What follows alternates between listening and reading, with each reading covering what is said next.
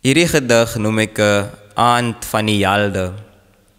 Vanaand onthou ons stryd teen die plundering van ons menswees. Ons onthou die woorde van Aikama, kryger van die Goringhaikwa, wat die moraliteit van hulle dade tot die dood in lood grafeer. Vanaand onthou ons stryd teen hulle dekadeslange moordsbewind. Die godsdiens van die boses wat ons wou hou in slawerny. Ons groot geveg om te bevry die voete van ons moedeloses. Hierdie Hollandsmanne het hulle geesteslewe seker by die huis vergiet. Hulle gewete seker in die skadu-wêreld gegiet. Want in dekadentheid is hulle absoluut verlore. Want ons tradisie word beskou as alsbehalwe moderniteit.